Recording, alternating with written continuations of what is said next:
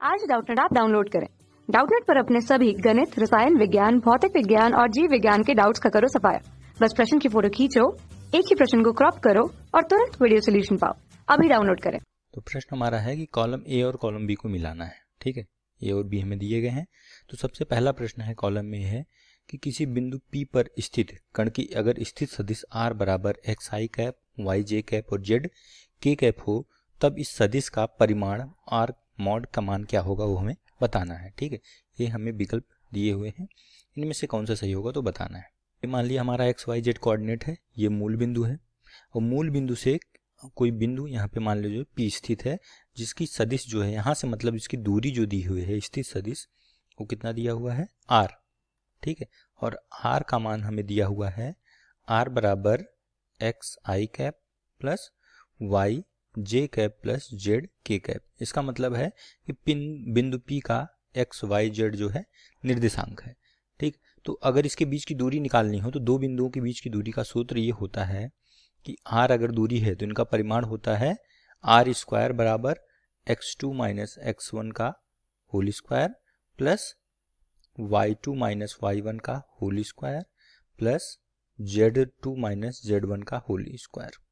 ठीक है, तो इसी प्रकार से अब हम इनके बीच की दूरी निकालेंगे तो ये वाली दूरी तो हमारा मूल बिंदु है यानी कि 0,0 है, तो x1 x2 x3 जो हमारे 0 हो जाएंगे, x2 y2 और z2 sorry x1 y1 z1 0 हो जाएंगे, x2 y2 और z2 जो है x y z हो जाएंगे। तो यहाँ से अगर r का मान हम लोग लिखेंगे परिमाण इसका तो क्या हो जाएगा, ये आपका वर्गमूल में आ जाएगा। कितना मान होगा इसमें मान रखेंगे तो ये हो जाएगा y minus zero sorry x minus zero पहले कर देते हैं यानी कि एक्स स्क्वायर वाई स्क्वायर और जेड स्क्वायर हो जाएगा और ये हमें d में दिया हुआ है। ठीक है, तो ये आपका सही उत्तर हो जाएगा यानी कि a का यानी कि पहले का हमारा आंसर क्या हो गया d। अब दूसरे का देखते हैं। दूसरा प्रश्न में क्या दिया है कि किसी सदिश को उसके परिमाण व एकांक सदिश के गुणनफल के रूप में व्यक्त किया जाता है। किसी वेक्टर को अगर किसी भी सदिश को या वेक्टर को प्रदर्शित किया जाता है तो ऐसे दिखाया जाता है, वेक्टर a बराबर उसका परिमाण, ठीक है मॉड में या केवल a लिख देंगे तो भी सही है, into n cap. n cap को क्या कहा जाता है, एकांक सदिश। ठीक है, एकांक सदिश। ठीक है, जो कि उसका गुणन जो है एकांक सदिश दिखाया जाता है, तो इसका इन दोनों के गुणनफल को इस प्रकार दिखाया जाता है। तो यहाँ से आप देखेंगे तो ई में ही हमें दिया हुआ है यानी कि दूसरे का सही उत्तर क्या हो जाएगा हमारा, दूसरे का ई हो जाएगा। ठीक है, तीसरे प्रश्न में दिया है कि P व Q के विपरीत दिशा में होने पर, दो वेक्टर हैं वेक्टर P और वेक्टर P की Q के विपरीत दिशा में होने पर उनके R का मतलब उनके परिमाण का R का परिमाण होता है, क्या होता है वो बताना हमें। ठीक है, तो यहाँ पे हमें दिया हुआ है, देखेंगे न्यूनतम है 45 अंश है, वी स्क्वायर बटा आर है, क्या होगा। तो यहाँ से देखिए दो वेक्टर हैं, एक वेक्टर P है एक वेक्टर Q है। ठीक है, और दोनों कह रहा विपरीत दिशा में है एक दूसरे से। अगर इनके परिमाण बराबर होंगे तो इनका परिणामी क्या हो जाएगा, R तो 0 हो जाएगा, लेकिन इनमें से अगर कोई एक बड़ा हो, मान लो P बड़ा है Q से, तो इनका परिमाण क्या होगा, R बराबर हो जाएगा आपका P माइनस Q।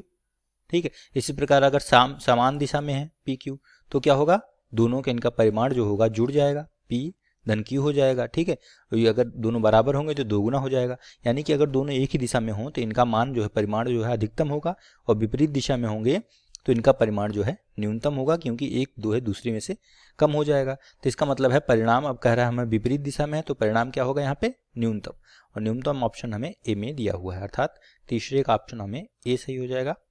चौथा प्रश्न है, चौथा है कि किसी सदिश के तीनों दिक् कोज्या के वर्गों का योग सदैव होता है। कोई सदिश है, कोई वेक्टर है, का जवाब होता है कि वो हमेशा क्या होता है, स्पर्शी। ठीक है, किसी भी त्रिभुज में किसी भी सदिश का अगर तीनों हमारा कोण देखा जाए, सदिश के जो कोण बना रहे हैं तो उनको वर्गों का योग हमेशा जो है क्या होता है, स्पर्श ही होता है। चौथे का क्या हो जाएगा हमारा एफ हो जाएगा, फोर्थ का एफ। और पांचवा क्या दिया गया है, पांचवें में दिया है प्रक्षेप की परास r बराबर यू स्क्वायर साइन 2 थीटा बटा जी में थीटा का मान है। एक्चुअली एक प्रश्न देना चाहिए कि थीटा का अधिकतम मान कितना होगा, क्या थीटा का किस मान के लिए r का मान अधिकतम होगा, मैक्सिमम होगा, ये पूछना चाह रहा है। ठीक है, तो r अधिकतम कब होगा, जब साइन 2 थीटा का मान 1 होगा, तब इसका मान r मैक्सिमम का मान जो क्या होगा कितना हो जाएगा, यू स्क्वायर बटा जी। ठीक है, तब होगा जब साइन 2 थीटा का मान 1 हो जाएगा, और साइन 2 थीटा का मान यानी कि 2 थीटा का मान 90 अंश, यानी थीटा 45 अंश होगा, यानी कि जब हम लोग 45 अंश पे किसी चीज़ को फेंकेंगे कोण बना के, तब क्षैतिज परास अधिकतम होगी, और ये विकल्प में दिया है बी ऑप्शन में। ठीक है, तो इसका हो जाएगा बी। और लास्ट है सिक्स्थ का, एक ही ऑप्शन बचा है, वो है सी। ठीक है, और चाहे तो आप इसको देख भी सकते हैं, उसमें हमसे अभिकेंद्र त्वरण पूछा है, तो अभिकेंद्र त्वरण का मान कितना होता है, ए बराबर वी स्क्वायर बटा आर होता है, जो कि केंद्र की ओर होता है हमेशा। ठीक है, ए आपको सेंटीमीटर फोर्स सी लिख सकते हैं, इसका मान वी स्क्वायर बाई आर होता है। ठीक है, ये आपका उत्तर हो जाएगा। कक्षा 6 से 12वीं से लेकर नीट, IIT, JEE वो एडवांस के लेवल तक 1 करोड़ से ज्यादा छात्रों का भरोसा। आज ही डाउनलोड करें डाउटनेट ऐप या व्हाट्सएप करें अपने सारे डाउट्स 8400 400 400 पर।